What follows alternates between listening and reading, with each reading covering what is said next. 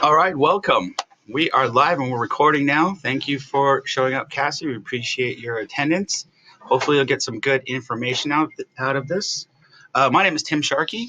I am with Chico Start, Operations Manager here, and we are putting on Grow with Google workshops. We are a Grow with Google partner for the last year and a half, and we were putting on one Grow with Google workshop a month, partnering with the Chico Chamber of Commerce.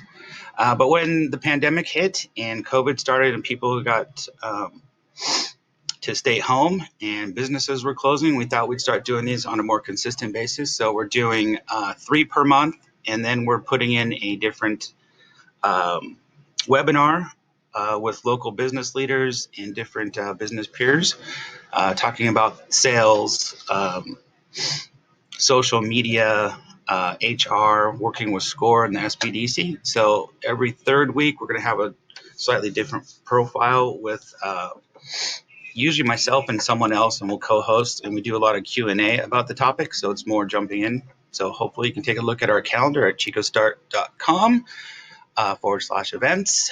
You can find out more. And each of these Grow with Google items, as we're recording them, will be posted to our resource library as well as YouTube.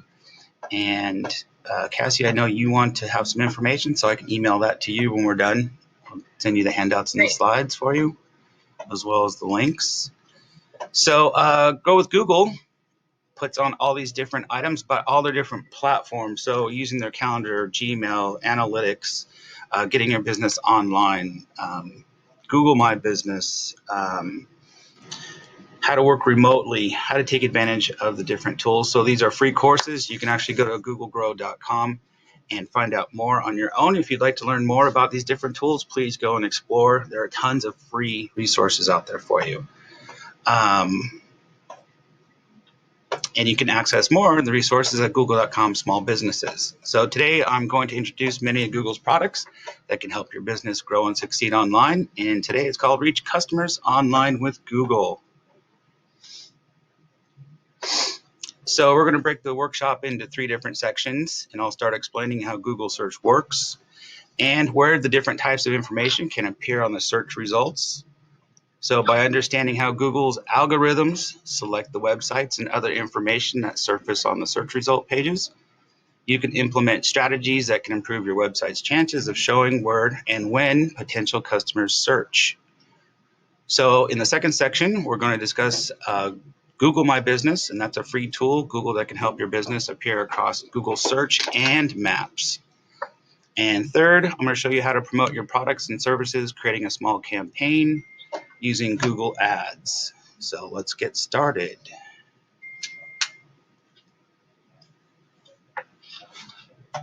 So how Google helps business reach customers. So let's start by talking about how Google helps businesses reach their current and future customers. Think about the sheer volume of searches online. And there are lots of searches, billions on Google every single day. And each search is an opportunity for a business to connect to people who are looking for information. And the data shows that a lot of people are searching for information about local businesses, like your hours of operations and driving directions. So let's first start with a short video.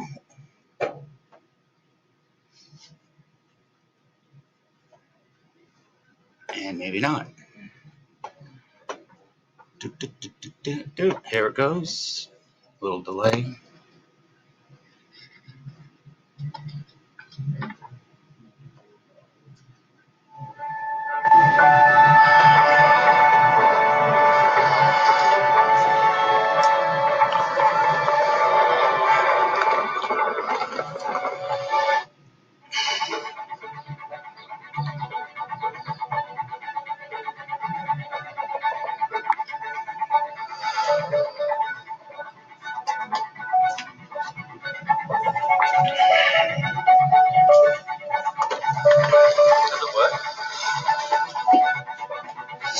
I've been right there.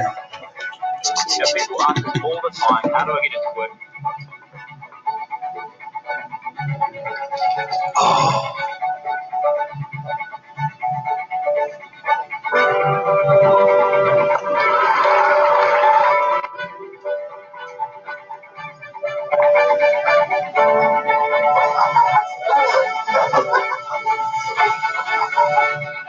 Totally burned it.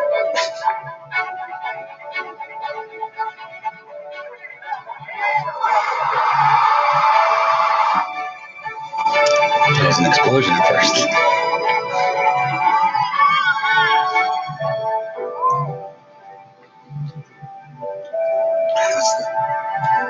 Oh heck, I have a big one right now.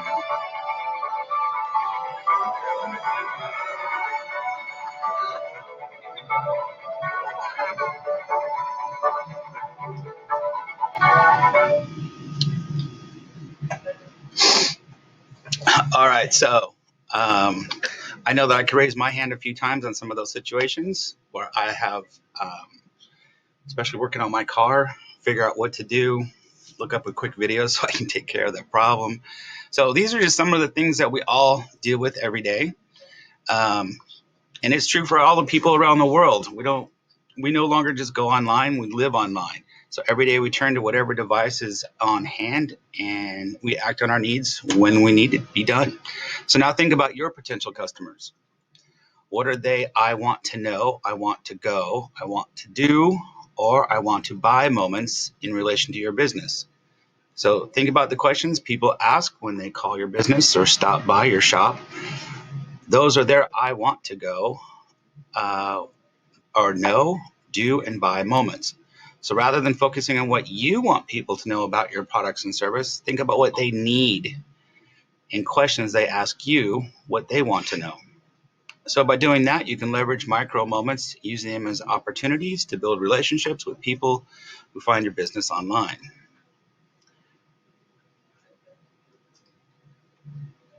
So connect with customers in moments that matter. So I'm sure all of us out there have made large purchases in the last year, maybe a car, a television, a new smartphone. How many of you started by visiting a store and talking to a clerk? Or how many of you started by researching online?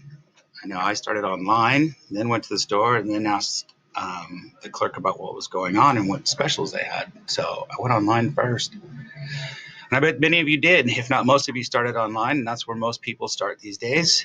And it's all types of purchases, not just the big ones. And if you did some online shopping research, you might have started by reading customer reviews. Maybe you did some price shopping or compared shipping costs or warranties. The takeaway is consumers often have a lot of info about products and services before they contact a business or even visit the store. Your website might be the new front door, the first interaction a potential customer has with your business. So it's important to note that customers may start the shopping journey online, but there's still a lot of happening offline. In fact, 85% of all transactions still happen in local stores. Also, research shows that people are more concerned with their need in the moment than the particular brand. And that means that even if your business is brand new and unknown, you've got a shot at winning a searcher's business if your online presence helps them in a critical moment and that micro moment. With all this in mind, let's look at the different ways Google can help search and help the searchers find you online. How the search works. The first thing to understand is that when you're doing a Google search, that you're not actually searching the entire web. You're searching Google's index of the web. Think of the web as an ever-growing library filled with billions and billions of books. A book represents each website. The pages of the book represent the pages of your website. But there's no card catalog to help you find, and there's no central database. And on top of that, people aren't merely searching for a website. They want to find specific information inside your site and the individual pages and resources. So how can they find anything? Enter the search engine like Google. Google's job is to read the book, categorize your pages, and help searchers find the information on these pages. Google finds the information on the web by sorting through all those billions of sites and web pages and showing people where to find the answers they're looking for. And to do that, Google uses software called a web crawler, known as a spider, a robot, or a bot. So Google's crawler is known as Googlebot, and Googlebot starts with a list of URLs and then visits these websites looking for new links to add to the index plus changes to your website and dead links. So Googlebot follows the links from page to page, sending info back to Google servers, updating the index, and ultimately helping the searchers find your page. Note some of this stuff. And Google organizes the information. Googlebot processes each page as an index. It's taking note of your important information from keywords to website freshness, and it stores it in the index. This is a pretty important item about the freshness. We'll get to that later. We'll talk about it quite a bit.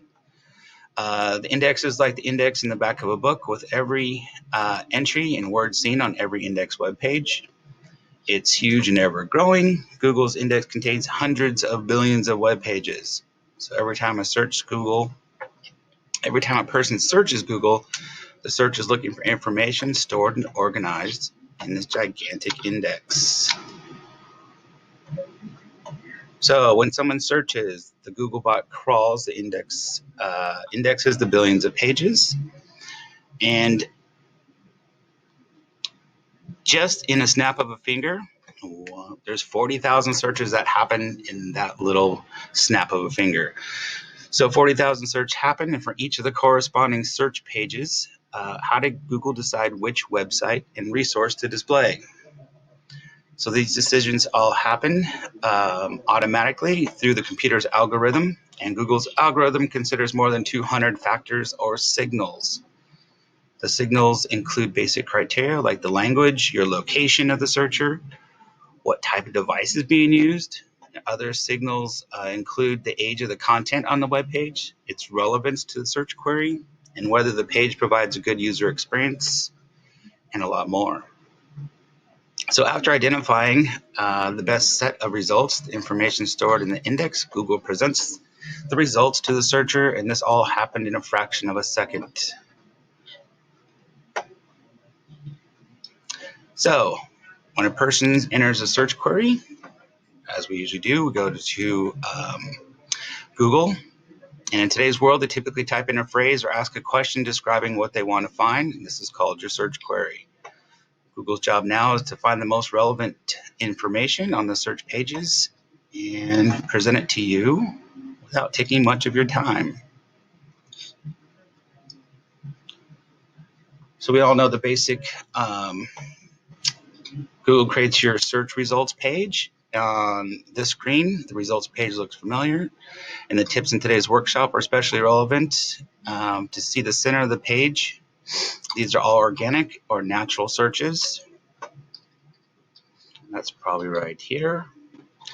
The information presented about each site in the organic results is called a snippet, and each snippet includes a URL.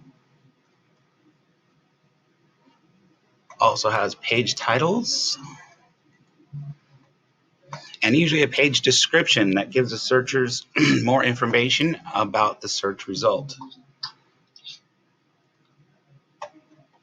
Some of the search pages show a business profile on the right side of the page, and incidentally, this information can be managed by the business owner with a free tool called Google My Business.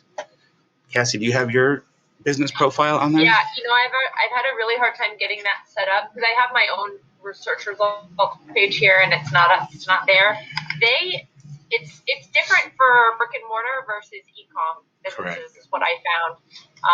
It's not as e-com storefront because you don't have a physical location. So it's like, I think it's really built or designed for brick and mortar. People have a physical, but we don't. I've always had a hard time of getting it set up, so I don't. The answer is no.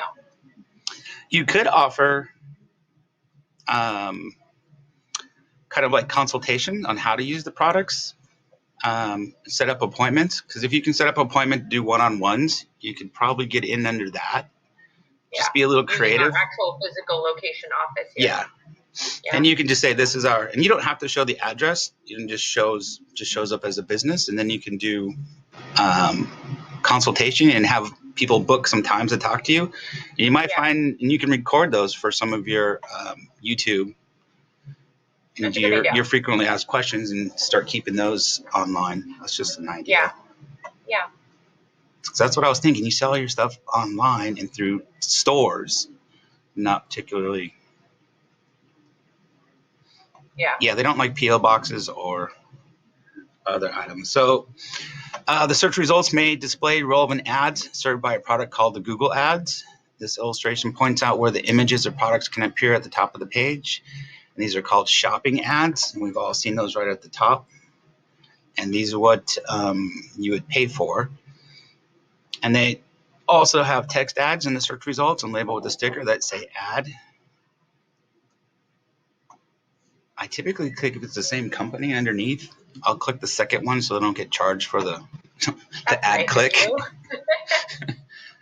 And I'll point out the one last section on the search results page. At the bottom of the search result page, you'll see a list of searches related to the query.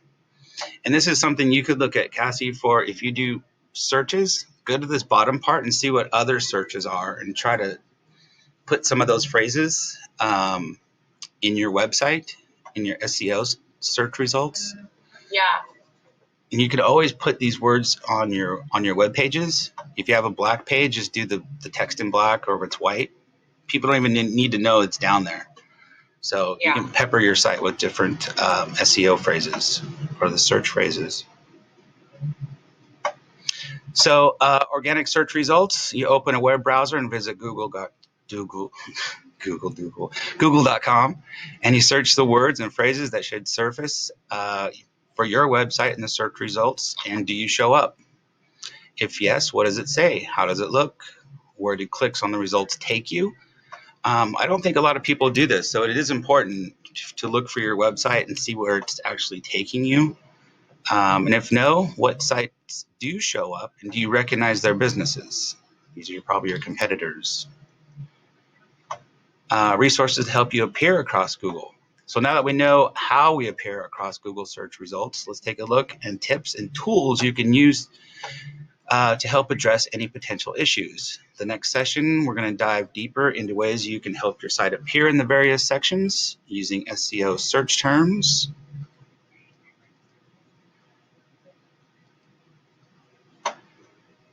So, like we were talking about, we can create a free business profile on Google at google.com/business.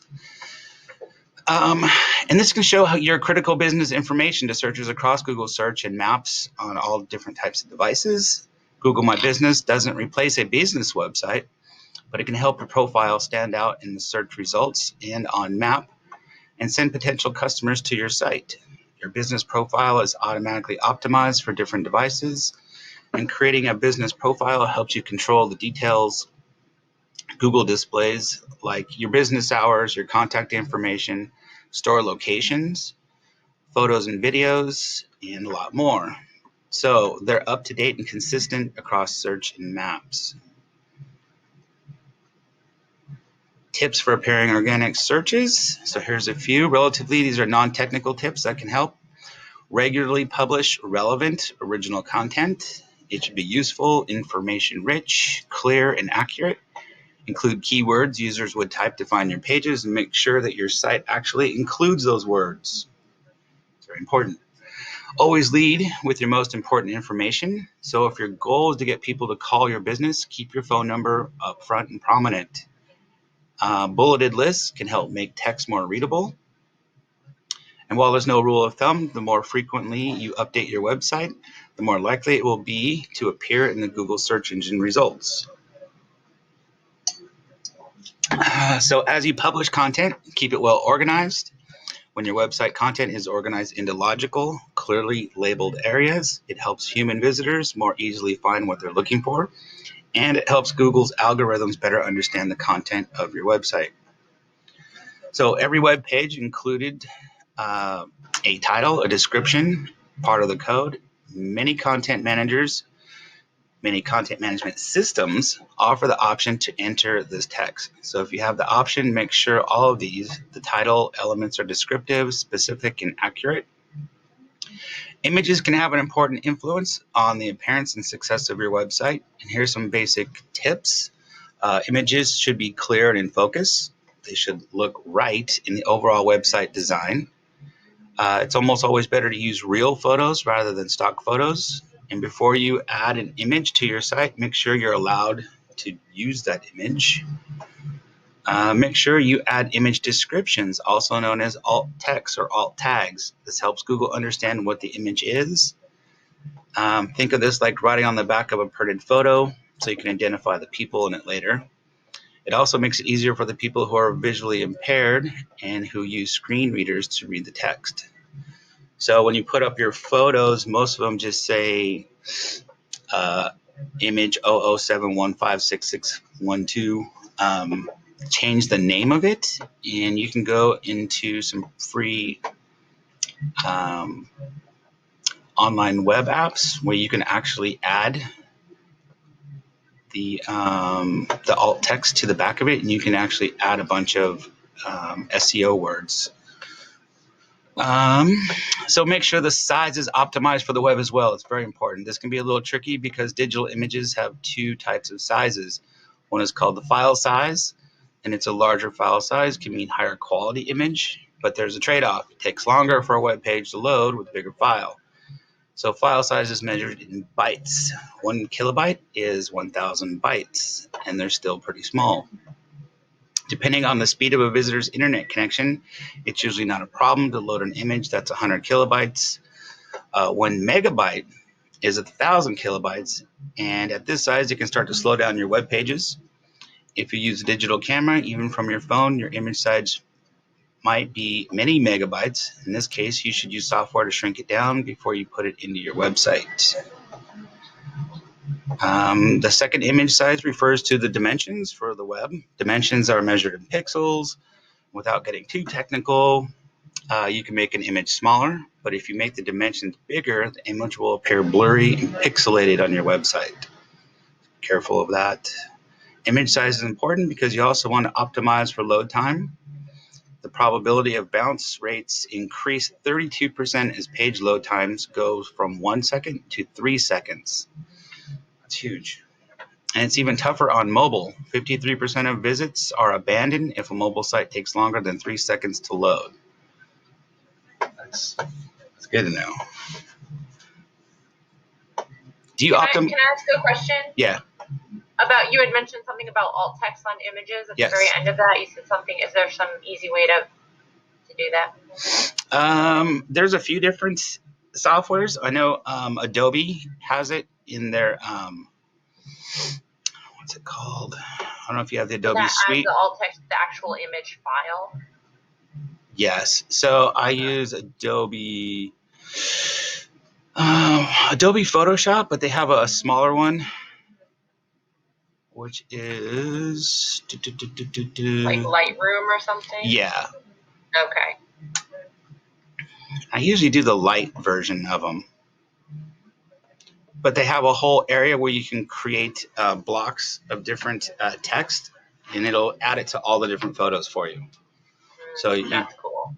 So if you have one particular product line on your different butters and rubs and stuff, you can just give them all the same product line. You can put I wouldn't go crazy on them. Maybe like 5 different descriptive words about what it is. Yeah. And then change those up. Well, that's good to know for the future. They're already on our Shopify page, so the annoyance with the alt text is you have to go into each image individually. There's no way to like bulk edit those, but that's good to know for the future. I like to bulk edit when we go to events. So when we come back, we can bulk alt text them, and then we load them up to the Google, our Google My Business. And actually doing that, we've gotten a lot more traction on our photo views, because on the searches, if they do have that alt text, you're going to come up with images. And I usually click on images first lately. A lot more. If I see a nice image, I'm like, oh, where does that take me? And sometimes it just shows the photo, but usually it takes you somewhere. Yeah. At least it has a description where you can know where to go. Yeah. Do you optimize yours for mobile devices, your website? Yeah, I mean, Shopify kind of does that automatically. Nice. I haven't been to Shopify in a while. So there's some tools you can use, and these are free ones to help your website have good online presence. So content is important. Make sure your site loads quickly. Load times, that's the speed your pages appear. It's very important, especially on a mobile device. We just talked 53% will drop if it's longer than 3 seconds. That was huge. So optimizing for load time matters because every second delay in a mobile page load, conversions can fall by up to 20%. You can check the speed of your website by trying Google's free Test My Site tool at, it's listed at the bottom, g.co/test my site. And I know at the end of the presentation, they have a whole list of all these different tools you can go to. So make sure you get those. You can test and measure your mobile speed or how long it takes the site to load on a phone. Keep in mind that it's not just strength of the web connection that determines your mobile speed, but also the elements on your web page. And after evaluating your site, the test generates a report with a list of specific suggestions that can help you optimize. For using Shopify, you might be able to your photo sizes or do some different items. Don't they have some SEO tools in the background on Shopify?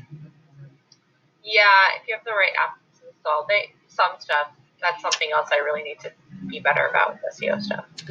So more tools to maintain a strong presence. Another tool that can help your website appear in the organic results is a tool called Google Search Console.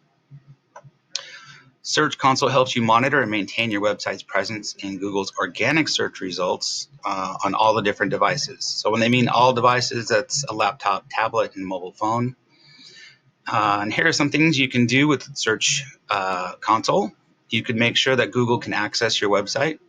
You can submit new content and remove content you don't want shown in the search results. That's pretty good. And you can monitor your site for problems. The Search Console shows you how Google and the world sees your website. For example, you can see reports that tell you which queries caused your site to appear in search results.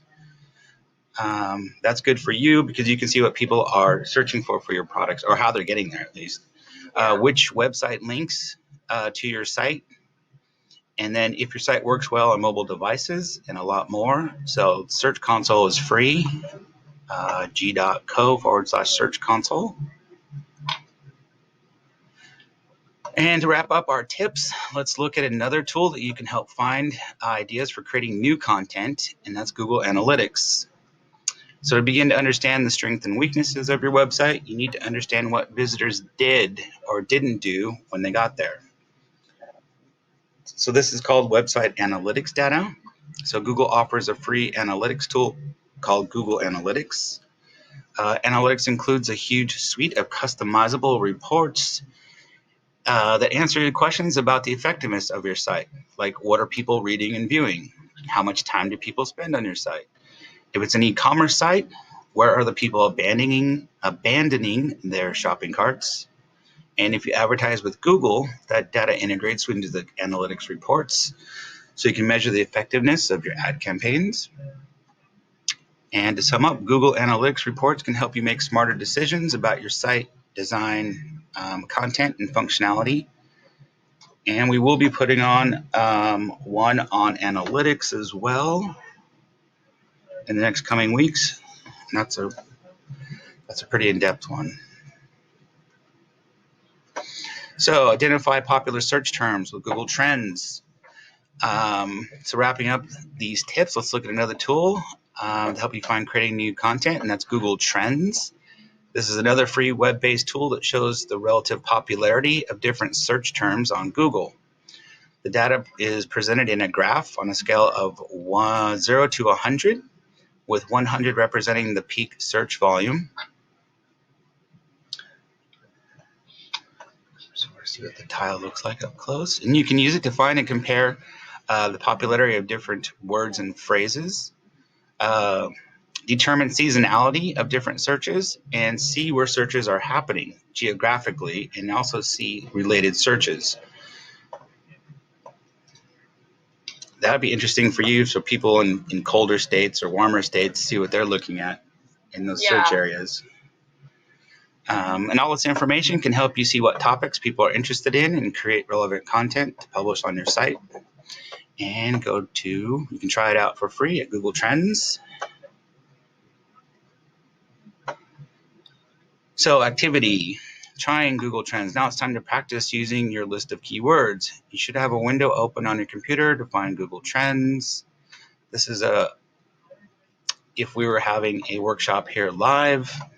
Usually people bring a laptop and we go through a little workshop right now. But I would go to Google Trends, enter some of your keywords, and kind of play with this. And reach customers with online advertising. So let's talk about another way to reach customers online, and that's through advertising your products and services with Google Ads. Now I want to introduce you to Honest Soul Yoga. It's a small business that was able to grow significantly by using ads strategically. So let's watch a video about them real quick. Give it a moment to load.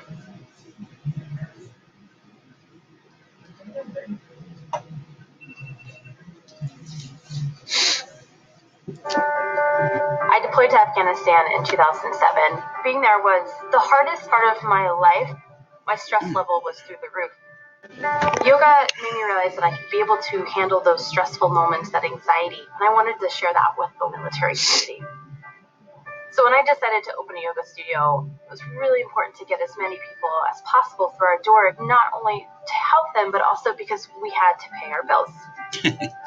My goal was to get people to call us, because we knew if we could talk to them, it would be easier for them to show up and come through our front door. It's actually pretty magical, because since we've launched our Google Ads, our phones started ringing off the hook.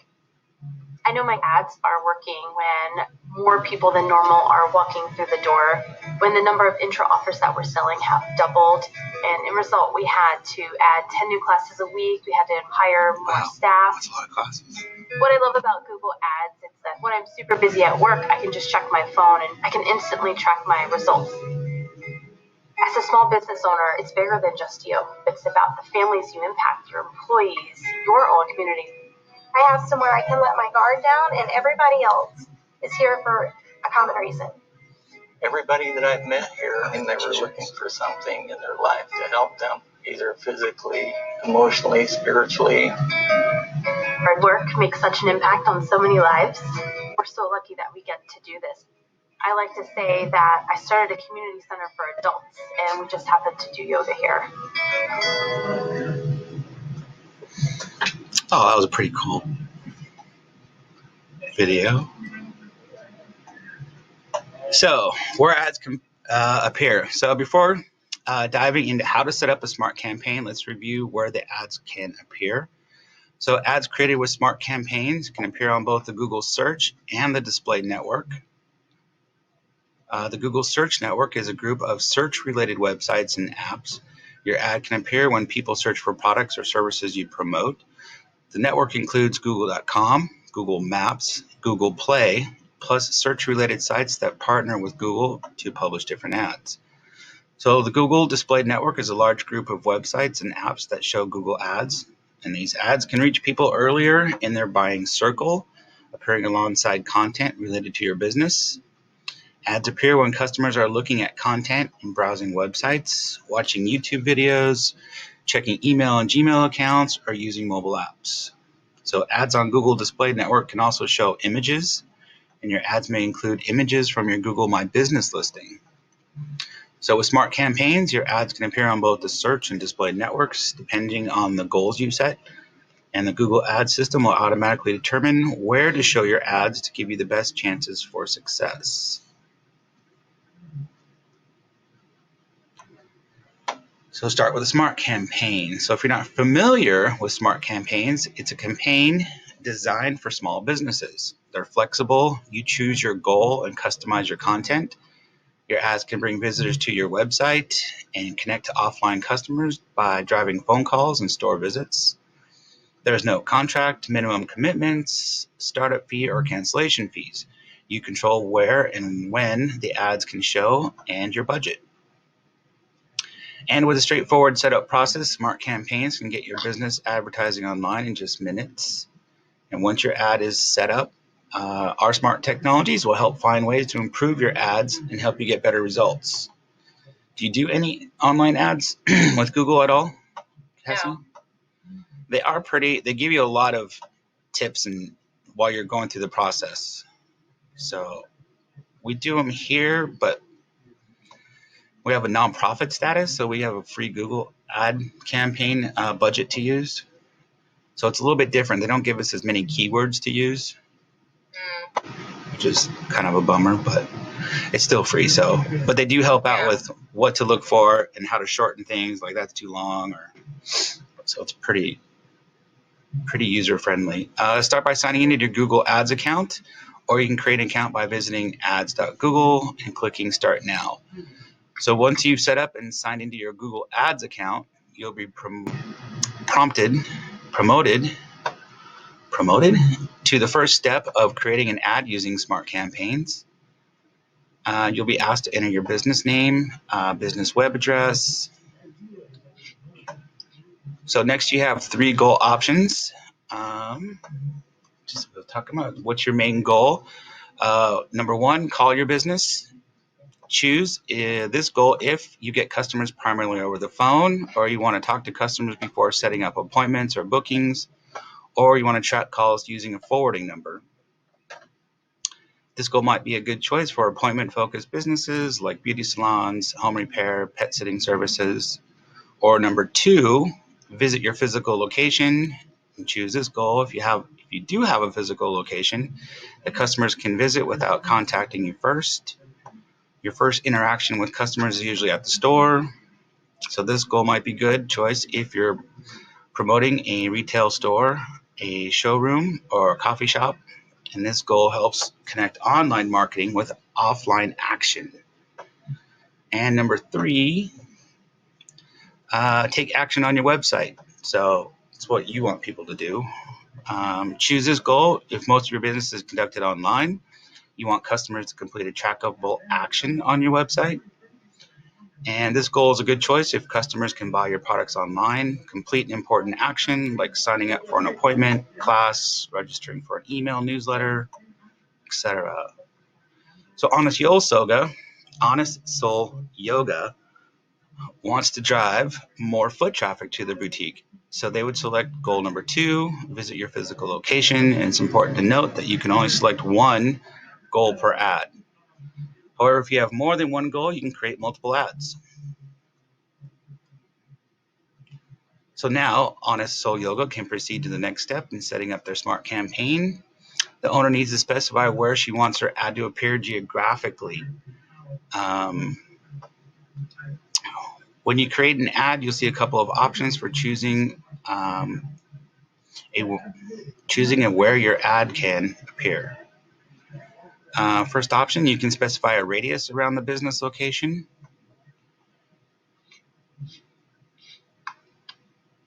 And they changed that up on something else last week. So now, the second option, you can identify cities, regions, countries as shown in this example slide. You'll see the selected areas highlighted. And that's what they were talking about last week. They actually had you pick out cities or zip codes. So as you adjust your geographic range, look at the top corner and see the estimated audience size. It tells you how many people this Google search will reach within your selected area. So right here, they have 2,415,000 potential audience viewers. So choose an audience that makes the most sense for your business goals. So if Honest Soul Yoga's goal is to drive a shopping rush to the boutique, they might want to target ads in a radius. They can experiment with the distance, starting with what they know about existing customers. For example, they might look at their customer database and determine most of their clients live within a 35-mile radius of the studio. So that information can help them set an effective ad radius. If people aren't going to drive more than 35 minutes, that's pretty helpful. The owner can always go in and change it. And in fact, she probably will want to expand the ad's geographic reach when the new yoga studio location opens up. Describe the product or service. Next step is choosing a business category and the products and services you want to advertise. This helps the system understand the customers you want to reach. And they might be, for those of you familiar with online advertising, there's one notable difference with the Smart Campaign. You will not create a list of keywords. Instead, the system will automatically generate search phrases.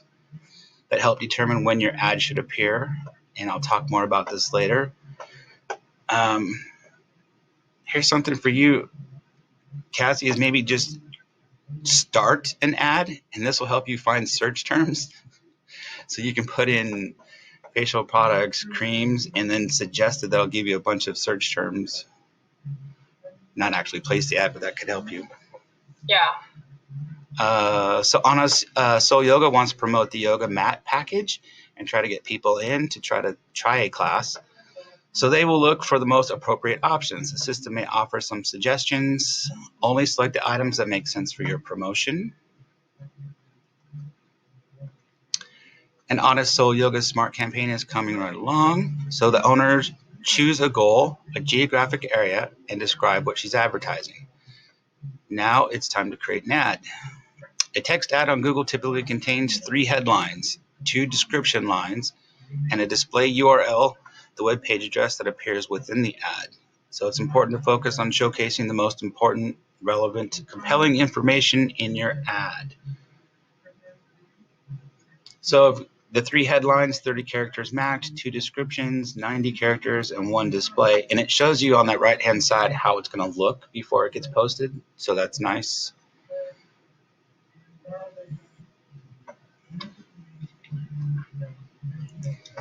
And set your budget. So with Smart Campaigns, you have the ability to set and fine-tune a budget for each ad.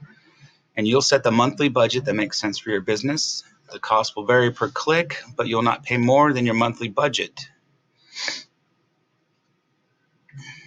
You pay for only the actual clicks and calls that your ad receives within the budget that you set. For example, if your maximum monthly budget is $300, but you only receive $200 in clicks, you'll only be charged the $200. So you can set a budget, but you don't have to actually spend the whole budget. So Google gives you recommended options, but you can enter your own budget as well. If you choose to enter your own budget, you'll see an overlay. Drag the slider to select your monthly budget. Below the budget slider, you'll see a typical competitor budget range. That's pretty cool. You can review your ad spend and make budget adjustments in your account at any time. So after setting up your budget, the final steps will be to review your ad campaign settings and set up the billing if this is the first time you're setting up an ad. Now that you know how to set up a smart campaign in Google Ads, let's look at some best practices for optimizing your ads.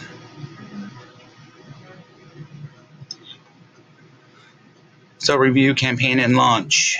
So there are a few more optional features that can add to your smart campaign. One is to add images and logos to it. Adding images to your ad can help to grab the attention of potential customers. You're allowed to add 3 images and logos.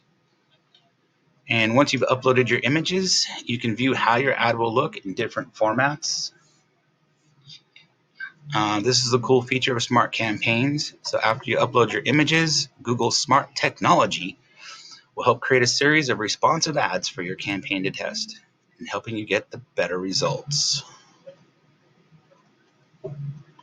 Boom. So additional advertising options. The last campaign type we'll cover today is video campaigns. This campaigns type lets you show video ads on their own or within other streaming video content on YouTube and across the Google Display Network. Showing video ads may seem pretty sophisticated, but the setup is straightforward. You can use videos from your own YouTube account, and like other campaign types, you can see ad performance and tweak your targeting. Video ads help to accomplish goals related to your sales, generating leads, increasing website traffic, and building brand awareness, increasing your brand consideration. I think the video also tells a story about who you are and gives a real personality to your site and your products. I think that's a lot we've been talking about on social media and videos is telling a story and showing who you are is really part of not only your company, but who you are as a company, your company culture. People see that a lot through having a real person there. So in-stream ads run before, during, or after other videos on YouTube. The displayed network games, or apps. So ad may also run on YouTube videos embedded on other websites. So after 5 seconds, a viewer can skip an ad. We all know that one.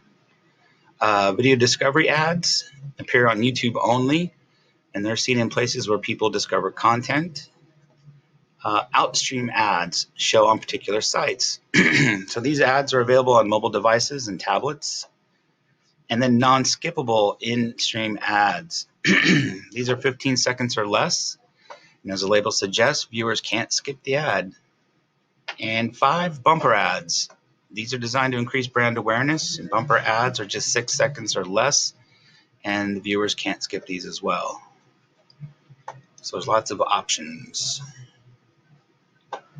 And to recap the resources, to wrap up today's session, we've showed you different ways to reach customers online, showcasing how to bring visibility to your products and services in different areas of Google search pages and results. And here's a quick recap. Build or improve your website. Your business needs a search-friendly and mobile-friendly site. Create or claim your free business profile at google.com/business. And try Google Ads. You can fine-tune your offers when people are searching for your products and services. And if you want to learn more about any of the topics today in the workshops, refer to this slide of URLs. And I'll send you all these slides, Cassie, so you can have those links. And of course, you can always do a Google search as well. And quick help videos. These are pretty, this is a good one. Is that on the other one? Quick help videos? No. But take a look at this site. Another great resource is the quick help videos. So you can get answers and learn how to make the most of Google's tools in just a few minutes. The things you can learn on how to get your business listed on Google Search and Maps, how to create a YouTube channel for your business, and how to start a Google Meet conference. Do you have a YouTube channel set up for your? Yeah, I do. I'm not super active on it though. Do you have it set up under a personal account or a brand account? Brand account. Cool. Good. And free online training. So Grow with Google is a new initiative to help people prepare for work, find jobs, or grow your business. So they cover job seekers. You can grow their skills in order to find new jobs and advance your career.